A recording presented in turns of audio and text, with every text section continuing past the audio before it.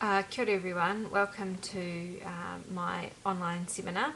The purpose of this video is to summarise my global classroom project, highlighting the students and my own learning by reflecting on the project as a whole. The overall purpose of the project was to increase students' ability to effectively use self and peer assessment as a tool to improve their speaking skills. Two groups of students were set up in two different schools. The learning episode consisted of 4 sessions. Students were asked to produce a 6 o'clock news bulletin, filming their product, reviewing their performances by using their checklist to self-assess, refilming until they felt their skills had improved to the abilities of what they perceived as a confident speaker.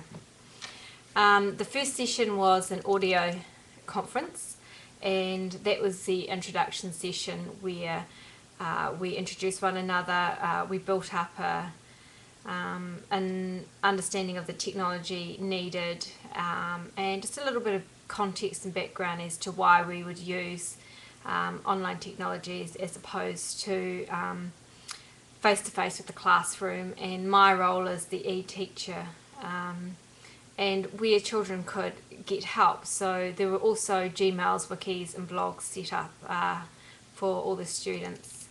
In that introduction section, the students collaborated together to complete a checklist for their own self-assessment of what a confident speaker sounds like to them. Communication with each group, as previously said, was through Gmail, wikis, blogs.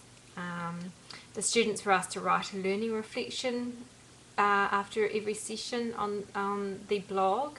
The wiki was mainly used for instructions. In hindsight, I could probably have just used one forum. However, I wanted to expose the students to a variety of online technologies,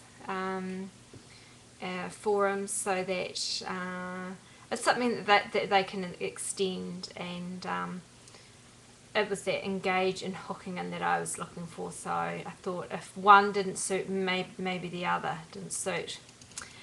As always with technology, there seems to have been a few little hiccups, and one of the teams, my Horata team, actually couldn't get on anything online at school. They could at home. The students looked up their wikis and blogs at home, and certainly Gmailed me. They could Gmail me from school, and pick up Gmails from myself, so that was still a viable way of communicating, but they couldn't actually see their blogs. Because of this, I worked with the students, so I went into the schools for their 2 sessions, which I had scaffolded in the planning to be independent of a teacher, and for students to work through the process using the tools that we'd created together. This wasn't to be, and I was mainly concerned with the fact that it wouldn't happen due to the difficulties actually accessing technology in one area, and the fact that they had no previous experience using these technologies.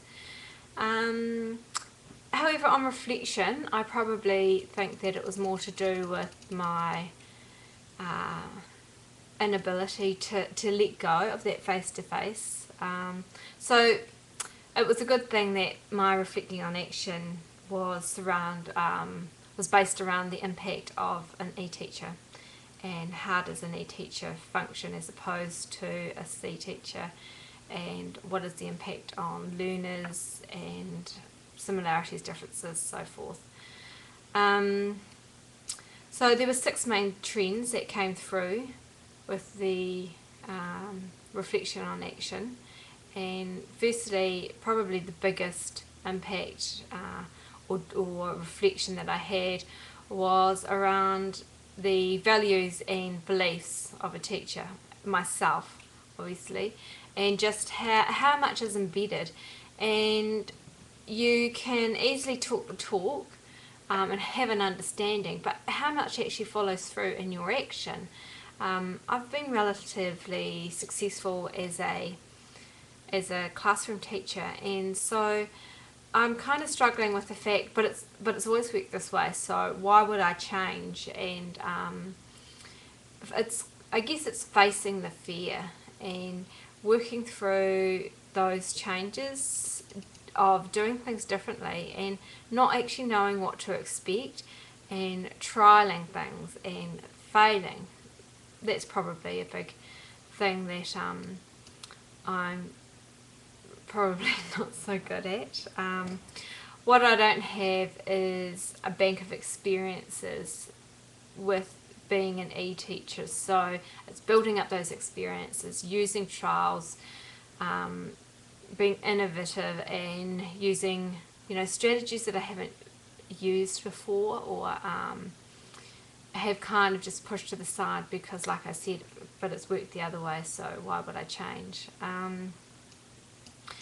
So that was really a huge learning curve for me. I guess the whole creating of relationships, one of the barriers I put up was, but you have to create rapport with children to before you can even go about the whole explicit teaching of something and so forth. How do you do that if you can't see them face to face?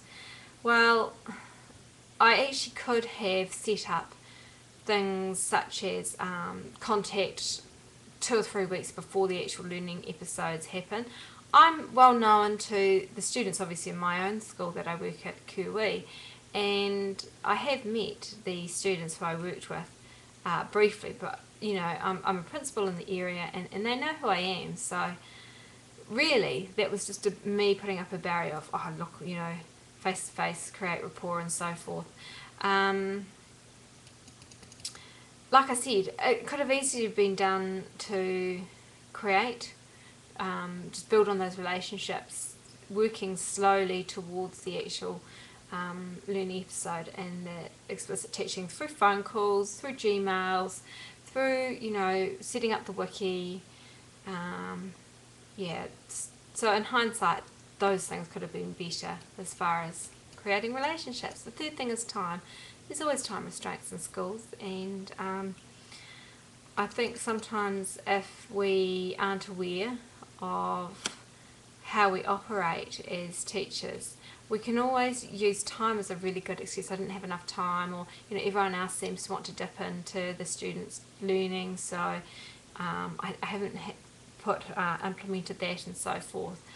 So I think had I had more time, I would have given the students at Horowart particularly more explicit teaching on the technologies and really made sure that they had access at school. But it goes back to that synchronous and asynchronous learning as far as they still had access, and they had access at home, and they chose to use it at home, which is a good thing. But there was frustration incurred because they couldn't get it at school, and mainly on my behalf. I might have to put that in as well. Exposure was another thing that came through. The more exposure the students got using the technologies, obviously, the more confidence they built. And the same with the teacher as well, the same with myself. The more exposure I had to teaching the children using the technologies, the more confident I became in using them. And it increased the relationships, which also increased our ability to collaborate together as student-teacher, student-student as well. Some of the strategies that I have thought about could have happened, which didn't, was perhaps placing students in a peer tutoring situation with their ICT skills, just to construct knowledge in the sense that there was an expert within the peer grouping. And the last thing was life of its own. I didn't realise the impact that this would have on the students and how it would take a life of its own, and which is great. That shows to me real engagement, and it shows a deep connection with what the students were doing. And those whole things about learning is fun, learning is ongoing.